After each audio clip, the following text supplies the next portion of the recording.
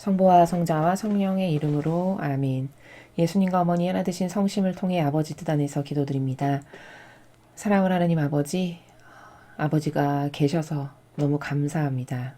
아버지 뜻 안에서 아버지를 저희들의 내적이고 외적인 모든 것을 다 바쳐 사랑을 드리며 또 아버지만이 받으셔야 할 감사와 찬미와 영광과 흠숭과 그리고 마땅히 아버지가 누리셔야 할 모든 권리를 다 되돌려 드립니다. 한없이 미약하고 부족하오나 아버지 저희들의 마음의 진정성을 너그러이 받아주셔서 이제 아버지 뜻이 인류를 다스리시는 그 시대가 이 지상에 하루라도 더 빨리 도래하기를 간절히 염원하오니 아버지 이제 완전히 통치하시고 지배하시며 다스리시고 군림하여 주시옵소서.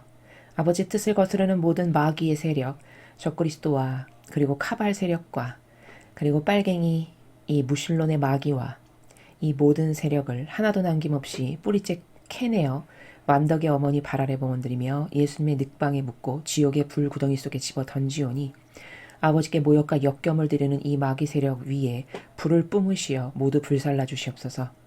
이제 아버지께 속한 자녀들이 이 세상의 다양한 분야의 리더가 되게 하시고 그들을 통하여 대한민국과 미국을 포함한 선의 세력의 아버지의 그 자녀들을 모두 이끌어 주시옵기를 갈망으로 청원드립니다. 아버지 나라의 대통령에게 그리고 그를 따르고 함께하는 동조하고 협력하는 선의 세력에게 많은 지혜와 슬기와 예지와 그리고 끓어오르는 정의와 아버지 뜻에 근거한 다양한 참된 분별을 주셔서 아버지께서 그들을 도구로 이 대한민국을 이제 통치하시며 모든 마귀 세력을 없애주시옵기를 다시 한번 갈망으로 청원드립니다. 이 모든 기도 우리 주 예수 그리스도의 이름으로 기도드리나이다. 아멘. 성부와 성자와 성령의 이름으로 아멘. 안녕하십니까. 하나님의 뜻 성교의 피아수녀입니다. 오늘은 하나님 아버지께서 과연 어떠한 메시지를 사랑하는 자녀들에게 주셨을지 여러분들과 함께 학습해 보도록 하겠습니다. 2022년 12월 2일 대중을 위한 메시지. 저 무리는 또다시 하느님 아버지의 성심이라고 알게 된 큰 불꽃을 봅니다. 하느님 아버지께서 말씀하십니다. 가장 작은 친절한 행위나 좋은 생각 또는 사랑 어린 지향은 미래에 큰 열매를 맺을 수 있다. 이 점을 명심하면서 선을 행할 수 있는 어떤 기회도 놓치지 마라. 인간의 입장에서 말하자면 너희는 보통 어떤 기회가 나타날지 깨닫지도 이해하지도 못한다. 자유의지가 잘못된 방향으로 나아간다고 할지라도 모든 것은 나의 신성한 뜻에 따라 이루어진다. 나의 은총은 죄악적인 태도의 영향을 무찌를 수 있다. 나는 모든 것을 선으로 바꿀 수 있지만 사람들은 어떤 상황에서든 그들을 위한 나의 뜻이 과연 무엇인지에 주의를 기울여야만 한다. 이것이 내가 자주 언급하는 바로 그 승리다. 이것이 곧 자유의지를 신성한 뜻에 맞추는 것이다. 주님의 말씀입니다. 하느님 감사합니다.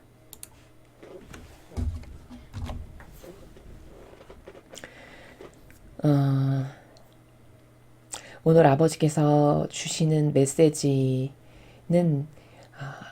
선의 창조, 그리고 그 선의 창조는 사랑의 행위를 통해서 그 선이 창조가 되는데 그것을 위해서 너희가 모든 노력을 기울여서 그 선의 창조를 위해서 애쓰고 힘쓰고 매진해라. 이제 이런 말씀을 주시는 것인데요.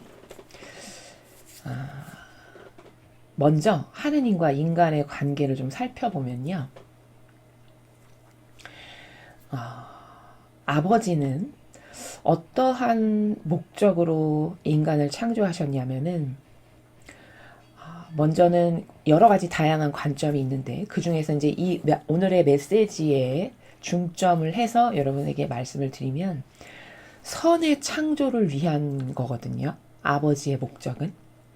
그러니까 마귀가 악을 창조해서 그 악을 통해서 수많은 인간을 패망으로 끌어들이는 게 목적이라면 하느님은 선의 창조를 통해서 다양한 인간의 아름다운 그 선의 창조의 행위로 천상의 나라를 이렇게 조화롭게 꾸미는, 그래서 그 나라를 완성시키는, 이게 아버지의 목적이시라는 거죠. 우리와의 관계에서의. 그러면은 그 아버지의 목적을 위해서 내가 어떻게 해야 될까? 협력을 해야 된다는 거죠. 그러니까 이런 겁니다. 협력을 한다는 거는 무슨 뜻이냐면은 이 공산주의, 소위 말해서 우리가 빨갱이라고 하는 이 세력을 보면은 오늘날의 우리나라의 상황이나 미국도 마찬가지인데 지금은 그러니까 한 2, 30년만 해도 감히 이렇게 막 드러내놓고 이런 공산주의적인 어떤 발언이라던가 정책이라던가 그것이 이렇게 주도적이고 우세를 점이하는 것을 감히 2, 30년만 해도 이렇게 못했었거든요.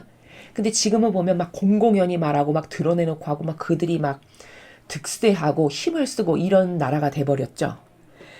그러면 이건 무슨 말이냐면 2, 30년 동안 그들의 이 빨갱이라고 하는 소위 공산주의라고 하는 세력이 득세하게끔 조직력과 물질과 이런 것을 동원해서 자기네가 그 주도적인 세력이 될 수 있게끔 노력을 하여 이제 2, 30년 후가 되니까 지금의 시대는 그들이 주도적인 모든 주도권을 잡고 뭐 고위 권력이라던가 어떤 그들의 목소리를 내는 집단이라던가 이런 모든 면에서 우세해졌잖아요.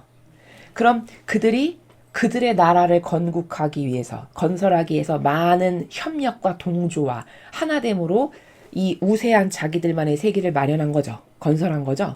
마찬가지로 하느님의 나라도 이 지상도 그리고 천상도 그 하느님의 나라도 이런 선의 창조의 다양한 행위의 집합체들 우리들의 이 동조와 협력과 아버지의 뜻에 하나 되기를 위한 열렬한 갈망과 다양한 노력들이 합쳐져서 그들이 불과 2, 30년 만에 그들의 나라를 그리고 세력을 건국한 것처럼 우리도 이 선의 세력의 단체와 이 선의 세력이 더 많은 것을 지배하고 차지하고 우두머리가 되고 지도자가 될 수 있는 것을 건설해야 된다는 거죠.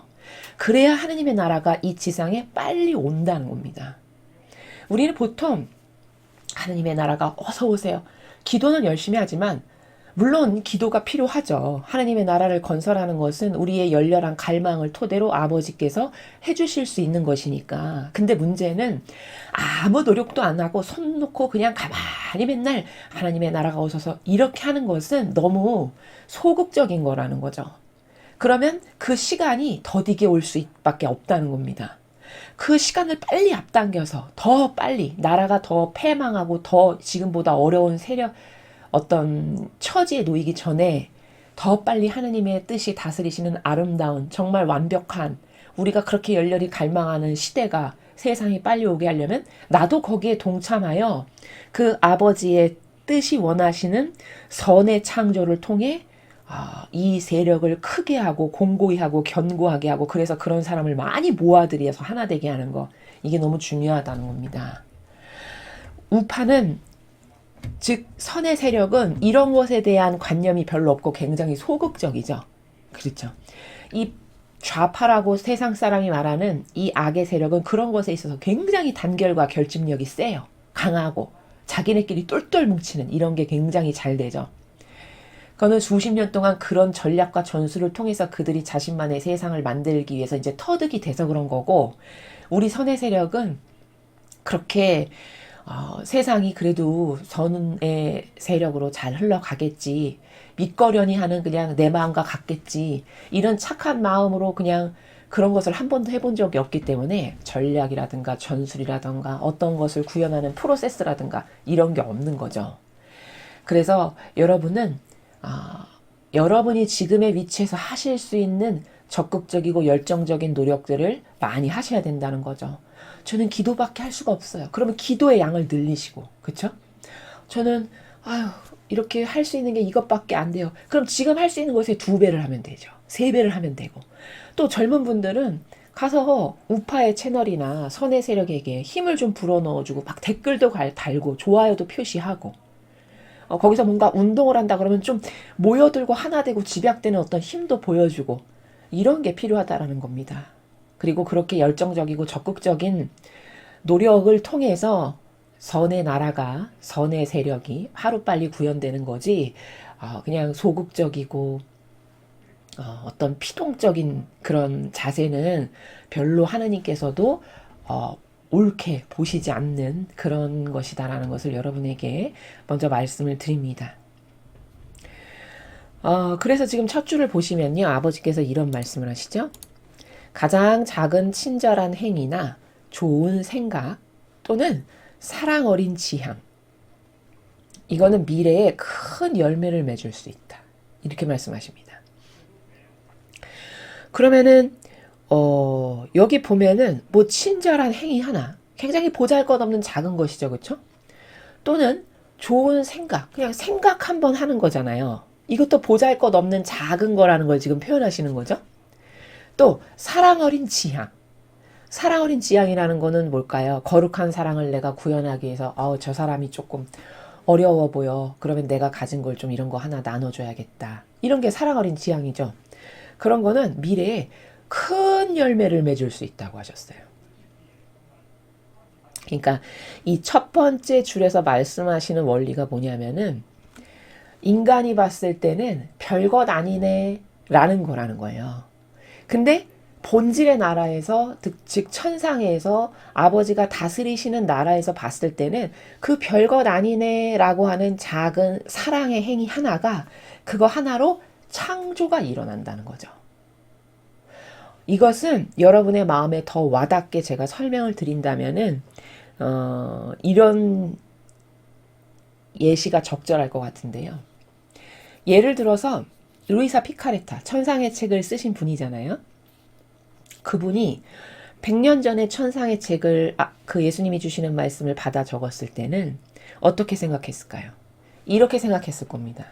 아니 나같이 보잘것없는 존재 하나가 내가 이 교회에 무슨 교황도 아니고 주교도 아니고 추기경도 아니고 이게 보잘것없는 게다가 침대에 이렇게 맨날 누워서나 지내는 소위 세상 사람들이 말하면 아유 저 가련하신 분이네 불구자 몸 아프신 분이네 이렇게 말하는 그런 제가 저같이 보잘것없는 사람이 그 이런 메시지를 받아서 적는다 한들 이게 뭐 세계의 파급력이 얼마나 있겠습니까?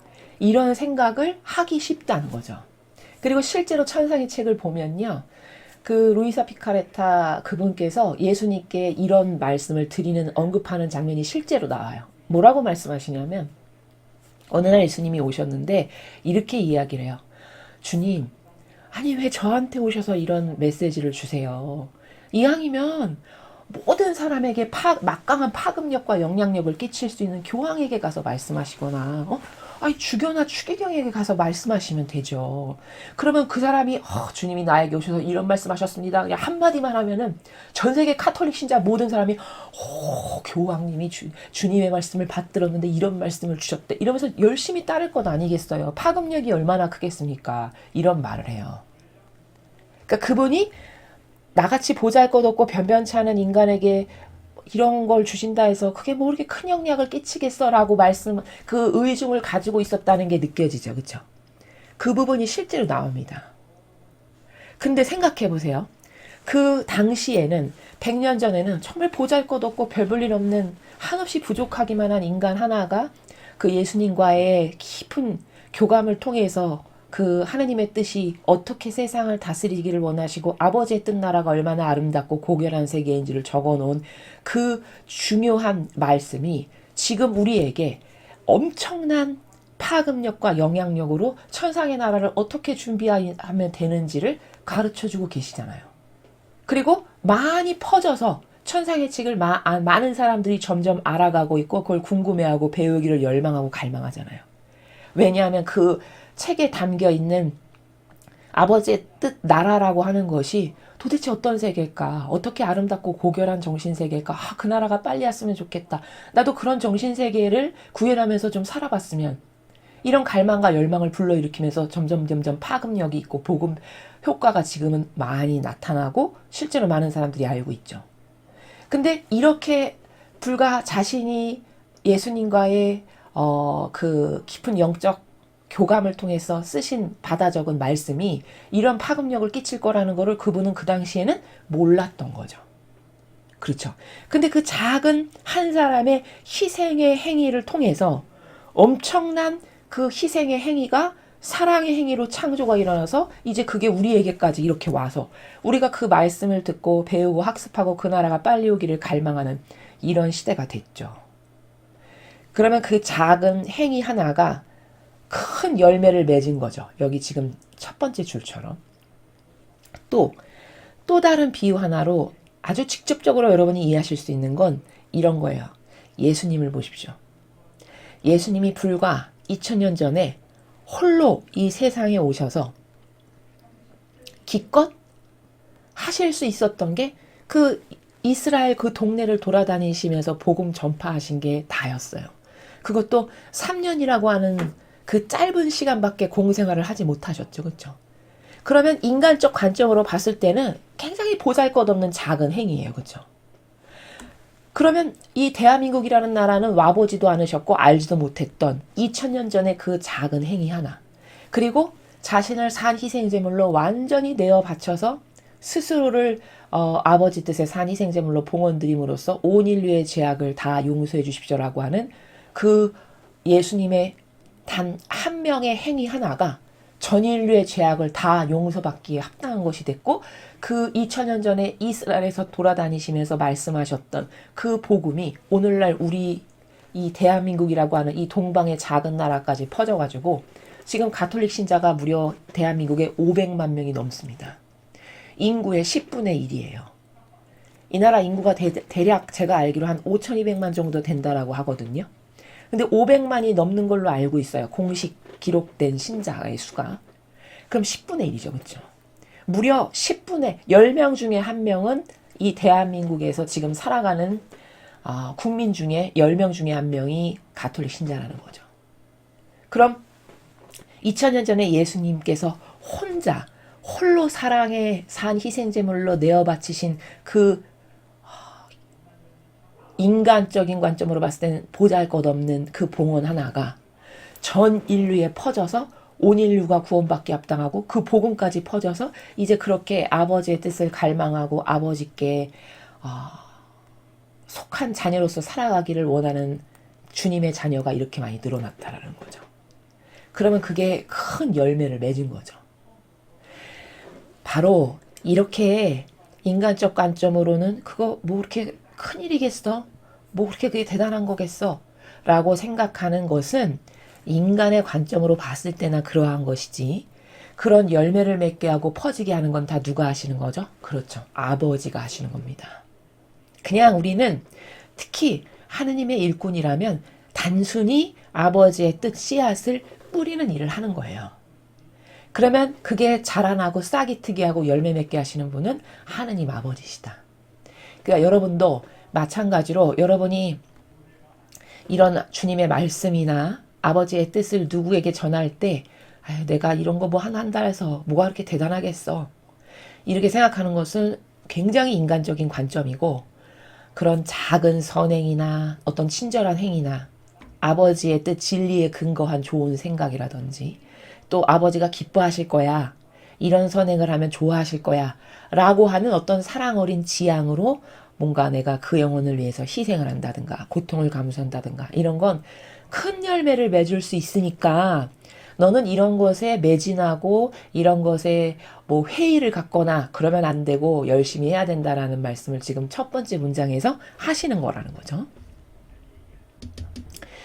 이 점을 명심하면서 선을 행할 수 있는 어떤 기회도 놓치지 마라. 자, 이렇게 작은 것 하나가 큰 열매를 맺을 수 있는 두 가지의 케이스를 제가 직접적으로 말씀드렸죠. 예수님의 그 인류에 오셔서 행하신 그 업적과 예를 들어 루이사 피카레타와 같은 그분께서 행하신 일, 그게 100년이 지나고 수천 년이 지나니까 이렇게 많은 열매를 맺었다는 것. 마찬가지다. 우리도 그런 원리적 나라에서 뭐든지 사고하고 행해야 된다라는 거죠. 그러니까 그런 기회가 있다면 놓치지 마라. 근데 그러면 누구에게 그런 걸 해야 될까요? 악의 세력에게도 이걸 하라는 말씀은 아닙니다. 악의 세력이라는 거는 아버지 뜻을 거스르는 무신론자, 공산주의, 빨갱이에 동조하고 협력하는 이런 마귀 세력이라든가, 혹은 아버지 뜻을 가로막는 거짓 예언자, 혹은 그들의 세력, 이런 세력에게까지 동조하고 협력하면서 한다는 말이 아니고 하느님의 자녀고 하느님의 백성인데 아직 깨닫지 못하여 이런 내용을, 이런 진리의 나라를 발견하지 못하여 모르고 살아가는 사람들, 그런 사람들에게 여러분이 하실 수 있는, 현재 위치에서 도움을 줄 수 있는 것을 행하시면 된다는 거죠. 인간의 입장에서 말하자면 너희는 보통 어떤 기회가 나타날지 깨닫지도 이해하지도 못한다. 그렇죠. 왜냐? 우리는 1차원밖에 못 보니까. 그러니까 도대체 앞으로 어떤 일이 펼쳐질지, 어떤 기회가 또 생기게 될지 깨닫지도 이해하지도 못한다는 거예요. 그러니까 내가 저 사람에게 어떤 작은 도움을 줬는데 그 사람이 이 다음에 큰 나무가 될지 누가 알겠어요. 그렇죠? 아무도 모른다는 거죠. 그건 우리 인간적인 나라에서는 알 수가 없는 일이라는 거예요. 아버지만이 계획하시고 하실 일이지. 그렇죠? 그러니까 너는 인간적인 나라에서는 앞으로 어떤 기회가 나타날지 알지도 깨닫지도 못하니까 그냥 묵묵히 이건 아버지가 원하실 거야. 이런 선행은. 이런 진리의 말씀을 저 영혼에게 전하면 저 영혼이 더 인생이 풍요로워지고 아버지께 가까이 갈 수 있는 좋은 계기가 되겠다. 저 사람이면 이런 내용을 알면 받아들일 것 같아. 이런 기타 등등의 그런 영혼에게 이런 노력을 해야 된다는 거죠. 자유의지가 잘못된 방향으로 나간다 할지라도 모든 것은 나의 신성한 뜻에 따라 이루어진다.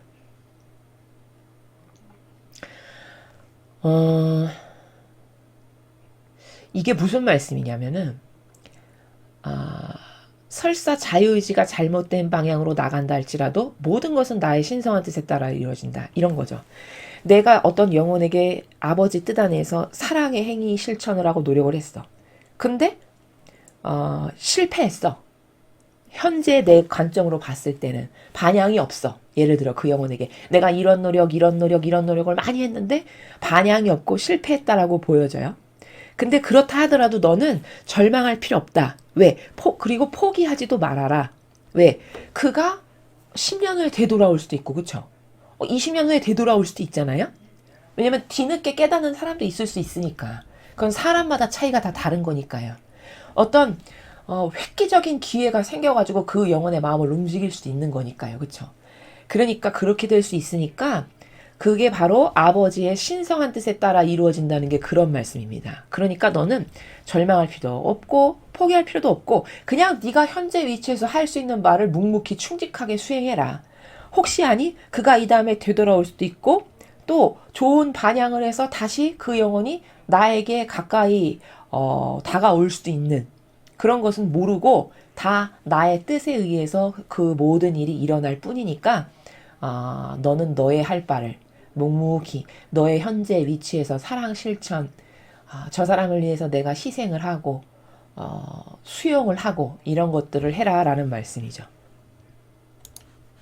나의 은총은 죄악적인 태도의 영향을 무찌를 수 있다.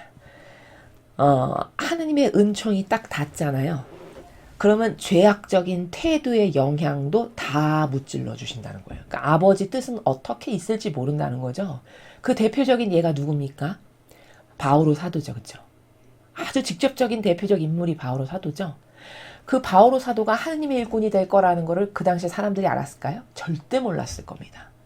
아니 오히려 그 바오로 사도에게 좀 다가가라고 했더니 그 사람이 얼마나 주님의 일꾼을 박해하고 죽이는데 앞장서는 사람인데 저를 그리로 보내시냐고 이렇게 말하잖아요. 성경에 보면.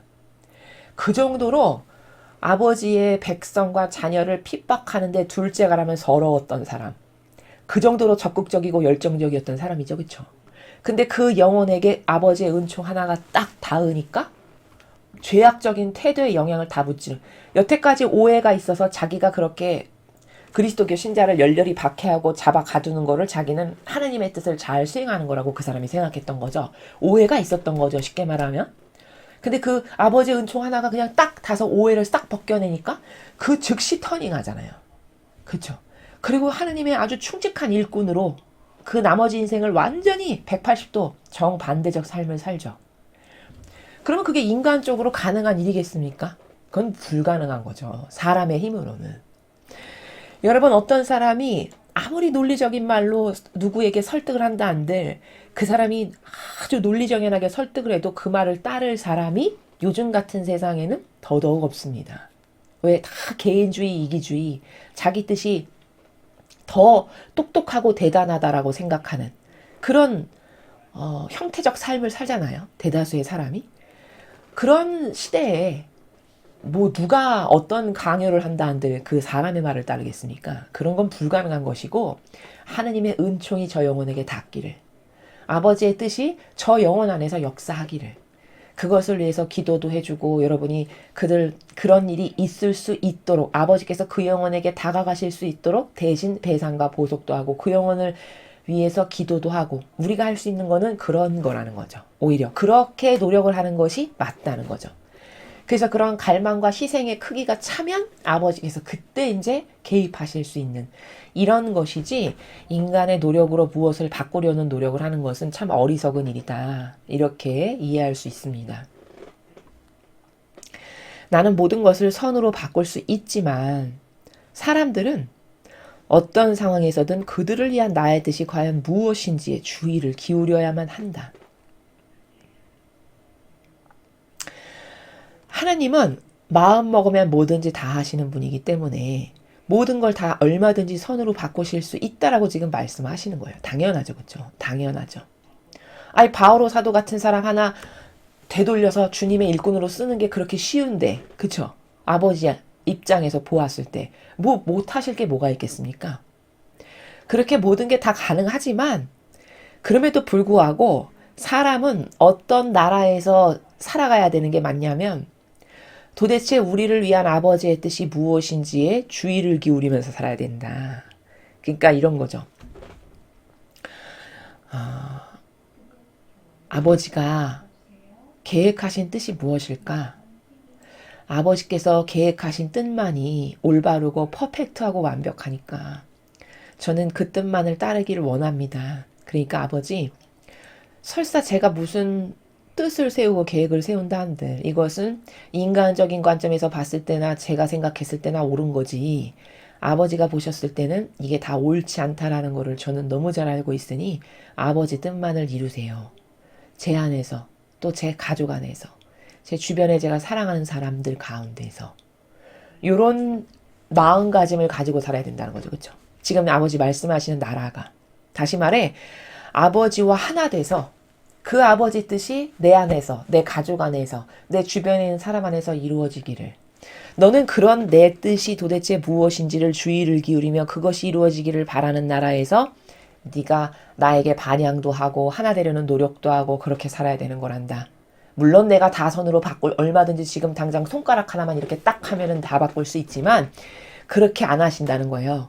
너의 자발적 의지가, 너의 반향이 어떠한가에 따라서 네 반향에 걸맞는 선을 내가 줄 수 있는 거지, 그냥 무작위적으로 네가 원치도 않고 갈망도 안 하고 심지어 마귀를 따라가고 있는데 거기다가 아버지의 은총을 주면 어떻게 되겠습니까? 그러면 마귀에게 양식돼 주는 거거든요.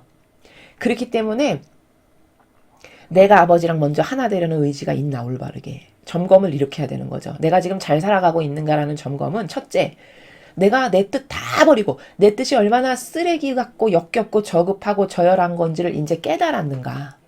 깨달았으면 버려야 되겠죠. 그렇죠? 저는 정말 깨달았습니다. 다 버리고 싶습니다. 그냥 다 가져가세요. 이런 의지 가운데, 그리고 전 아버지랑 하나 되겠습니다. 아버지의 그 위대하고 아름다우신 뜻만이 유일한 비전이고 희망이라는 걸 저는 이제 완전히 알았습니다. 이런 의지가 확고부동하냐? 그런 의지가 확고부동하다면 그 영혼 안에서는 개입하시기가 쉽고 도와주시겠다라는 거예요. 너가 원하는 바가 선의 창출이 일어나게끔. 그러나 그런 의지나 확고부동한 신념과 올바른 진리 가운데 인식체계가 없다. 그럼 거기 가서 도와주면은 어떤 부작용이 일어나냐면요. 이런 부작용이 일어나요. 내가 똑똑하고 잘나서 이런 일이 벌어졌네. 이렇게 생각하는, 마귀에게 양식만 되어주는 일이 벌어진다는 거예요. 그렇게 생각하기 십상이겠죠. 그렇죠? 이러면 아버지는 마귀에게 양식 되어주는 일을 왜 하실까요? 우리 인간도 그런 일을 하기를 싫어하는데, 올바로 된 사람은. 그렇죠? 그러니까 절대로 개입하실 수가 없는 거죠. 그러니까 지금 이 말씀의 행간의 의미가, 나는 모든 걸 다 선으로 바꿀 수 있거든. 지금 네가 처해 있는 상황의 모든 역경과 어려움 다 바꿔줄 수 있거든. 근데 그렇게 안 하는 건 네가 과연 내 뜻이 무엇인지에 주의를 기울이고 똑바른 반향과 의지 가운데 살아가고 있냐 없냐, 나는 그거를 본다. 근데 네가 그런 의지 가운데 살아간다면 나는 지금 당장이라도 개입해서 너의 그 모든 역경과 어려움과 처해 있는 상황과 이런 난제들을 다 해결해 줄 수 있지. 그러나 그렇지 않다면 너의 의지가 뭔가 잘못된 게 있고 올바르게 반영하지 않은 뭔가 있으니까 그런 걸 고쳐야 된다라는 힌트를 지금 내포하고 계시는 그런 의지의 나라에서 하시는 말씀이라는 거죠. 이해되시죠? 그래서 중요한 건 그렇게 내 의지 가운데 뭔가 행하는 게 얼마나 역겨운 건지를 아는가.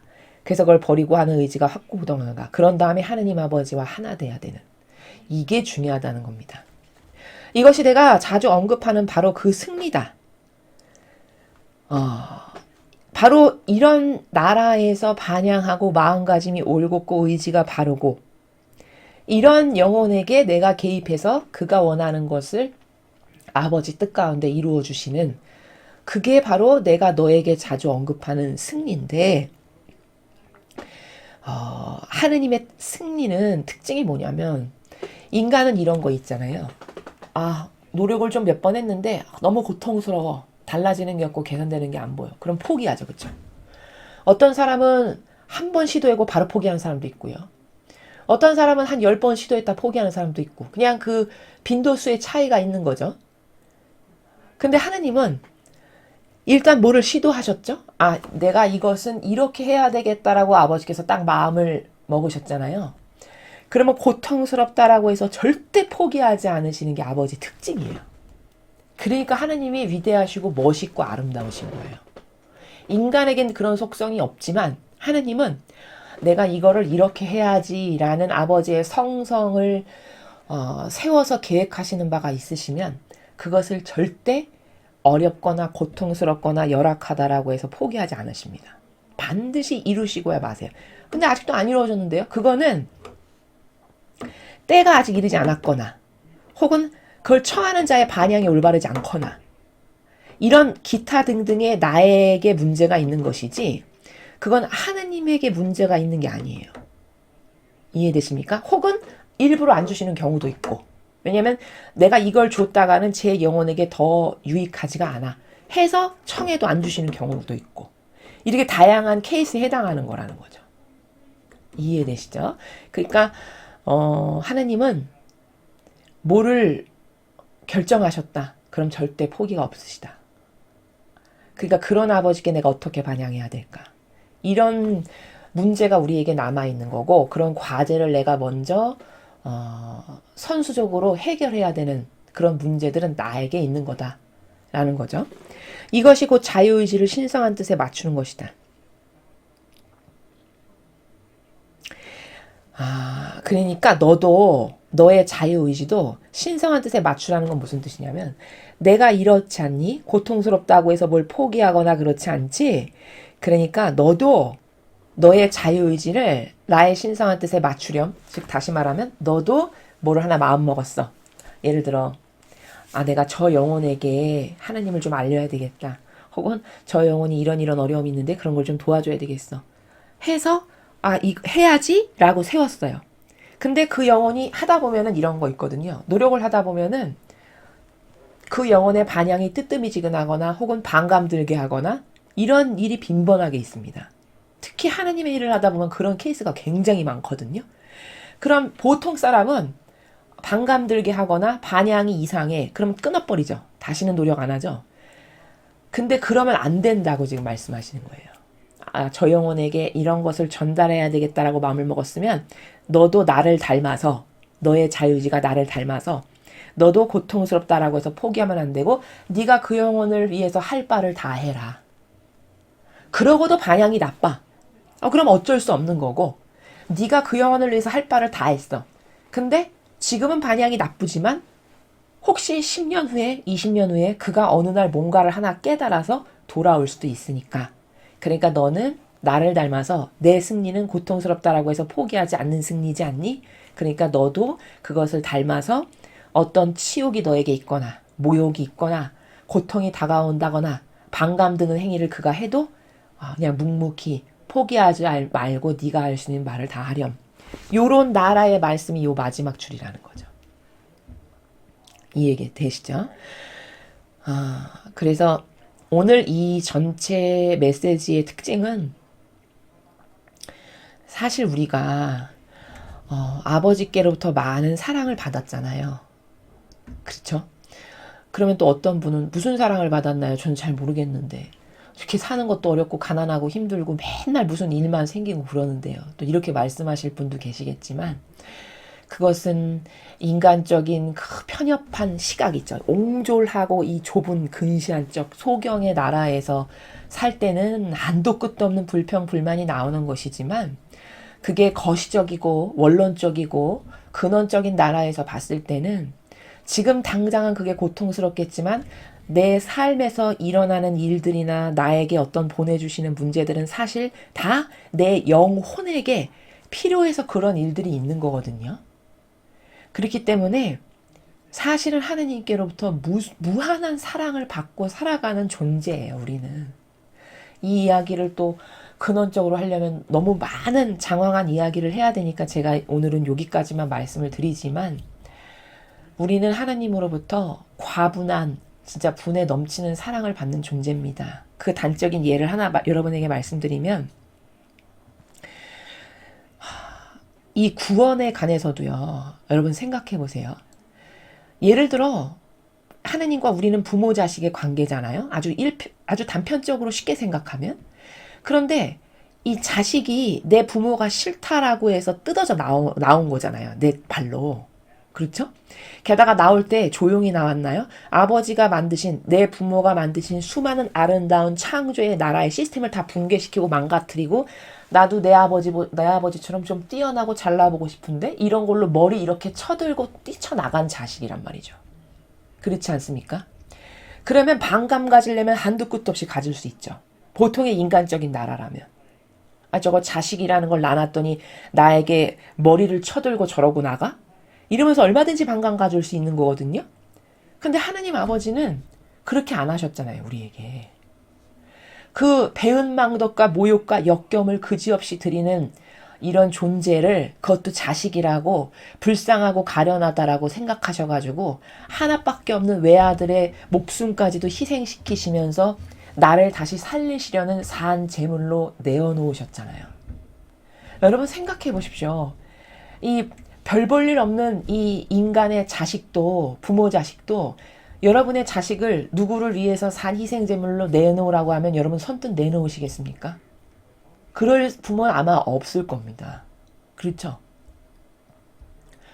그럼 죄악의 인간도 야, 너 죄를 좀 살리기 위해서 네 자식을 산 희생제물로 내놔라. 그러면 그걸 예, 그럴게요. 그럴 사람이 누가 있겠습니까? 그 보잘것없는 인간적인 사랑도 그렇잖아요. 그럼 하나님은 예수님을 내놓으실 때 쿨하게 이렇게 고통 없이 내놓으셨을까요? 물론 예수님이 자원하신 것이긴 하시지만 그렇지 않다는 거죠. 하나님을 그냥 막연한 존재로 여기니까 본인하고는 다른 신적 존재니까 그런 것에 대한 고통도 아픔도 없으시겠지 이렇게 생각하는 것은 여러분이 하나님을 사실적인 존재로 인지하지 못하기 때문에 그런 오해가 있는 것이라는 거죠. 그럼 그 쓰디쓴 쓰라림을 게다가 고마워하기를 합니까? 예수님을 내어놓으셨지만 고마워하는 반영 한 인류 없잖아요. 당장 이스라엘만 봐도 그렇죠? 거기 이스라엘 중에 누가 고마워했습니까? 심지어 동고동락했던 12명의 제자도 다 도망갔는데 그 순간에 유일한 희망은 성모님밖에 없으셨어요. 예수님께. 그 정신적으로 아주 단단하게 하나 되어 용해된 관계이셨던 성모님밖에 없으셨다고요. 예수님 곁에. 그럼 누가 있었습니까? 누가? 어떤 인간이 고마워했나요? 어떤 인간이 하나님께 감사했습니까? 없었잖아요. 그럼 좀 모욕적이시겠어요? 얼마나 배신감이 크시겠어요. 그렇죠? 이거를 리얼하게 깨닫고 싶으면 여러분이 부모 자식 간의 관계에서 조금만 생각해 보셔도 여기 울분이 끓어오르는 게 정상입니다. 그렇지 않습니까? 근데 그렇게 안 하시잖아요, 아버지는. 그렇죠. 그럼 얼마나 사랑을 하면은 그렇게 한도 끝도 없이 기회를 주고 다시 살리려고 하고 이런 노력을 반복해서 하실까요? 인간은 정말 인간은 자신이 얼마나 배은망덕한 존재인지를 정말 리얼하게 회개해야 됩니다. 진짜 내 부모도 모르는, 이렇게 말씀드리면은 이게 제일 적합한 표현일 것 같아요. 옛날에 할머니 할아버님들께서 이런 표현 하시거든요. 이 부모 애미도 몰라보는 이 후레자식, 이런 말 하시죠. 옛날에 할머니 할아버지들이 그런 말씀 하셨는데, 우리가 그 부모를 똑바로 알아보지도 못하는 후레자식과 똑같은 거예요. 그런데 그런 후레자식에게 한도 끝도 없는 사랑을 끊임없이 기회를 주신다는 거죠. 그렇죠. 그러면 그 사랑의 깊이를 여러분이 조금 헤아려 보시라고 제가 이런 비유까지 들면서 말씀을 드리는 겁니다. 너무 막연하고 피상적인 게 아주 만연해서. 그런 후레자식에게, 그런 배은망덕한 역겨운 존재에게 포기를 안 하시고 계속 기회를 주시면서, 오늘도 말씀하시잖아요. 나는 그런 걸 고통스럽다라고 해서 포기하거나 하지 않는 아버지다. 그럼 그런 아버지께 나는 어떤 감사를 드려본 적이 있나? 나는 그런 아버지께 뭔가 보답을 하려는 어떤 희생을 얼만큼 드려봤나? 아무리 대단한 희생을 해도 외아들을 죽이면서까지 아버지가 우리에게 주신 사랑에 비할까요? 비할 거 없죠. 그렇죠? 어떤 대단한 희생도 예수님을 내어놓으신 그 희생에 비하면 발톱의 때만도 못한 그런 희생입니다. 그런 어떤 정직이 좀 마음에 있고, 그런 어떤 겸허한 마음이, 정말 아버지께 너무너무 죄송한 죄인이구나. 죽는 날까지 감사를 해도 나는 다 감사를 못하겠구나. 이런 마음을 갖는 게 특히 성탄을 준비하는 대림절의 이 시기에 정말 우리에게 필요한 그런 진정한 마음이어야 하고, 그런 아버지께 나는 어떤 희생으로 내 사랑을 좀 보여드릴까? 이런 어떤 진정성의 마음이 나와야 이게 인간다운 인간이라는 겁니다. 이해되시죠? 그래서 그렇게 아버지께 받은 많은 사랑을 나는 거저받았잖아요. 자격 안 되는데, 그쵸? 자격 안 되는데 지금까지도 받고 있죠. 차라리 벌 받고 죽임당하는 게 어떻게 보면은 합당하죠. 그쵸? 정직하다면. 근데 그럼에도 불구하고 많은 사랑을 받고 있으면 나도 이제 그런 사랑을 거저받았으니 가련하고 불쌍한, 혹은 도움의 손길이 정말 필요한 주변 사람에게 좀 나도 그런 사랑을 베풀어야겠다. 그럼 아버지가 기뻐하실 테니까. 이런 거죠. 기뻐하시는 건 이런 거예요. 자식이 10명 있는데 다 비리비리한데 그 중에 맏자식이 제일 똑똑하고 돈도 잘 벌고 부모에게 기쁨을 주는 존재야. 근데 그 맏자식이 나머지 9을 동생들을 그냥 살뜰히 보살피고 챙기면서 자기가 갖고 있는 걸 막 나눠줘. 그러면 부모가 바라봤을 때 그 맏자식이 얼마나 이쁠까요? 그렇죠? 얼마나 대견하겠습니까? 그런 기쁨을 드리는 존재가 되는 거거든요. 그런 사랑과 아버지가 그렇게 흐뭇해 하실 만한 것을, 나도 이제 좀 성숙한 자녀로서 좀 드려야 되겠다. 드리고 싶다. 이런 마음이 살아나야 되는 게 이게 정상적인 인간이고, 그런 사람이 많아질 때 이 세상은 하느님의 나라가 더 빨리 오게 되는 겁니다. 그래서 성경에 이런 말씀 나오죠. 예수님께서 하신 말씀 중에 어떤 사람이 밭에 보물이 숨겨 있는 걸 본 거예요. 근데 그 사람이 어떻게 했죠? 그래서 가진 걸 다 팔아서 그 밭을 산다라고 나오죠. 우리가 희생을 한다는 건 뭐냐면요, 밭을 만드는 겁니다. 그런 밭. 내가 많은 희생을 하면 나는 밭이 많은 거예요. 그 밭이 많으면 어떻게 되는데요? 밭이 많죠? 그럼 아버지가 거기다가 씨앗을 뿌리십니다. 그래서 막 나무도 자라게 하시고 막 풀도 우거지게 하고 예쁜 꽃도 자라게 하시고, 그래서 아버지께서 씨앗을 뿌리실 수 있는 것이 밭인데, 내가 희생을 많이 하면 사랑으로 그런 밭이 점점 늘어나는, 그런 아버지께서 거기다가 씨앗을 뿌리시면 아름다운 나무, 풀, 꽃, 이런 기타 등등을 자라게 하시는 이런 관계가 내가 하나님께 드리는 그 희생에 혹은 고통으로 뭔가를 사랑하는 것이 바로 이런 거다라는 것을 여러분이 잘 아시고, 여러분이 더 많은 밭을 만드셔서 하나님 아버지께서 여러분의 그 밭에다가 많은 아름다운 그 창조가 일어나는 것들을 뿌리실 수 있는 그런 영혼들이 되셨으면 좋겠습니다. 이상으로 2022년 12월 2일 대중을 위한 메시지 해설을 마치겠습니다. 감사합니다.